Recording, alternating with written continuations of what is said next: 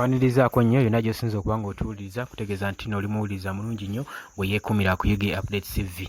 Baganda bange mwebaza ekyensuso, mwebale ogwo omulimu gwe mukola ogw'obutaweera okubanga mutuninga in UG Update TV ne musharinga ne mulayikinga ne mukomentinga. Mbebaza nnyo abajja mu comment section ne mukomentinga ne muwa endowooza zammwe ku ngeri ebintu nga gye mubirabamu, ku ngeri amawulire engeri gye gaba gabifurayizinzeemu gwe n'oleeta endowooza yo engeri ki gye kyandibadde. Buli muntu aba n'endowooza ye era buli muntu abaako n'engeri gy'abawulidde amawulire. Kati gwe nga ogawulidde mu soosi endala tekiŋŋaana kuwa ate gavudde mu soosi yange. Muganda wange gwali eyo gwe kyolina okukola subscribinga busubscribinzi tubeere nga tuli kimu, osobola okuba nga tufollowinga buli ekigenda mu maaso mu Uganda, kituyambeko okuba nga tuli illiterate ku buli kigenda mu maaso, ku buli kitambula mu ggwanga. Nabagamba omulembe gw'oggula amawulire gwagwawo.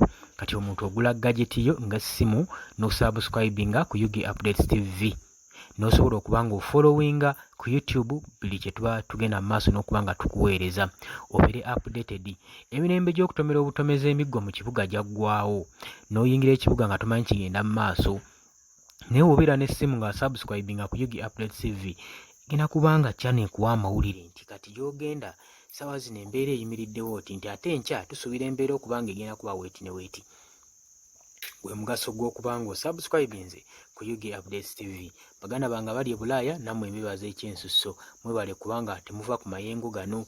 Abali e Qatar, Oman, Dubai, Saudi Arabia mbebaza nnyo. Mwebale nnyo omulimu gwe mukola ogw'amaanyi ogw'obutaweera. Ndowooza ebifaananyi bye nkusiigidde siri mu kwererejja bwererejja nzekka, ndowooza obiraba. Njagadde nkuwe ku bifaananyi olabe ssente zo gwe ng'omuwi w'omusolo we ziraga. Ye bwe ziraga wakuyambye watya? Wakuyamba wakutulugunya?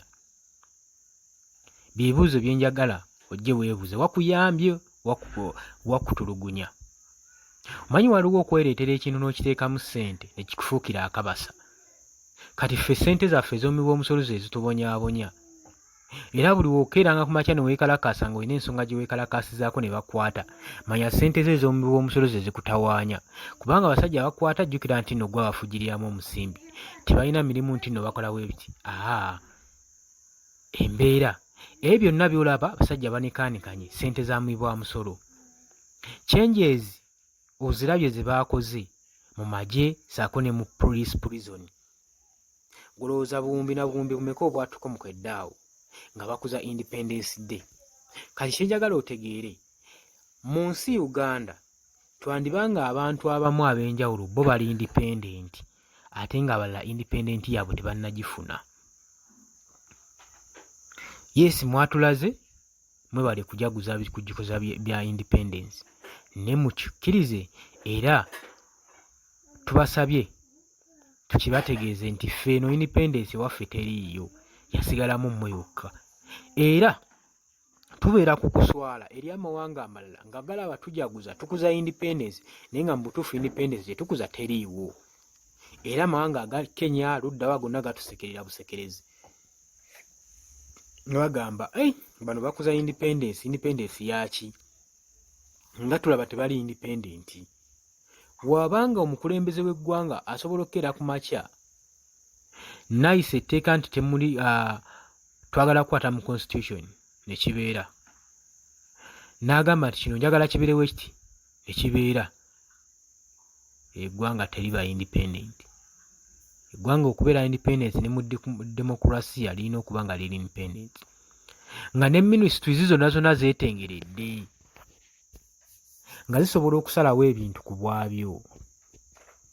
Noonya omukulembeze anajja n'atukyusiza ebintu bibiri bino wammanga bye bijja okuleetawo enkulaakulana mu ggwanga Uganda. Otuleetera ebyambalo mu magye tebigasa, okuwandiisa amagye neeganaabeera gameka, niwe kiba bannayuganda 80% okujja mu magye tekigenda kyusa ggwanga. Kijja kukyusa ggwanga ku mukwano gwange ali eyo ampuliriza. Okuggyako ng'ababaka ba paliamenti baffe muzzeemu ku magezi, naye munaagula combat ezifaanana atya, naye munaanyuma, naye munaademonstratinga, naye mulaga bu demonstrations obwakabi. Ebibadde batulagamu engeri gye n'omuhoozi Kayine Lugaba bye yajja mu academy, otulaga nti nali intellectual nnyo. awaba buwabi ku Twitter naye nga wano abalaga nti omulimu gwakola gwa ttendo naye kimanye gwaguteekamu ssente. Mbadde nkyakugamba njagala omukulembeze anaavaayo n'atukyusiza ebintu bano wammanga, n'akyusa amateeka ga judiciary saako ne sipiika wa parliament. Judiciary nebanga erondebwa abantu ba bulijjo ng'olaba presidential election weebeera, ne sipiika wa parliament weekitiibwa njagala nakyo kibeere. Olabe ensi eno w'enyuma, olabe ensi ggwanga lyaffe we linaava ku kyasa eky'emabega kituliko ne tugenda ku kyasa ekirala. Njagala olabe ensi bw'eneekyuka ng'erina eddembe, nga buli mukulembeze ali mu gavumenti, buli mukulembeze ali mu minisitule ye afaayo nnyo okuweereza eggwanga lye n'omutima gumu than okubanga avoola nga provokinga just bannaggwanga nakubayisa mu maaso kubanga akimanyi tebamuyinaako buyinza. Bulijjo obeera nga weesudde obuyinza mu bantu b'otwala nga tebakuyinaako buyinza, ng'obuyinza bwesudde ku minisitiri gy'otwala, kitegeeza tewagenda kubeerawo mulimu gw'amaanyi gwakkola. Buli bwe tunaabeera nga abatukolera, abatukulembera tetusobola kubafuga, kitegeeza nti bo bajja tufuga. Bwe tuba nga tetusobola kuteekawo mateeka gakugira babaka baffe oba bakulembeze baffe be tulonda, kubanga nabo tulina we tusobola okuba nga tubakwasiza, nga tuteekawo enkwaso mu parliament. Mukkirize obudde bwonna tumala bwa bwerere okulonda ababaka ba parliament n'okugenda mu nkiiko zonna entuulo eza parliament, byonna byakumala ssente za muntu wa bulijjo singa ebintu binaaba tebikyuse.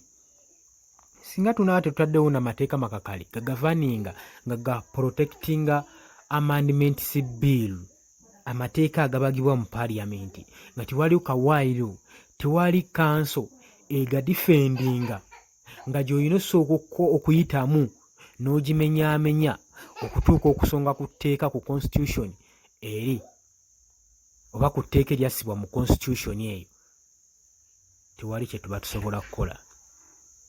Bino ababaka baffe mu bitegeere ate era mukimanye. Bintu bingi bye tugenda ofujjiriramu ssente naye nga tebigenda tugasa.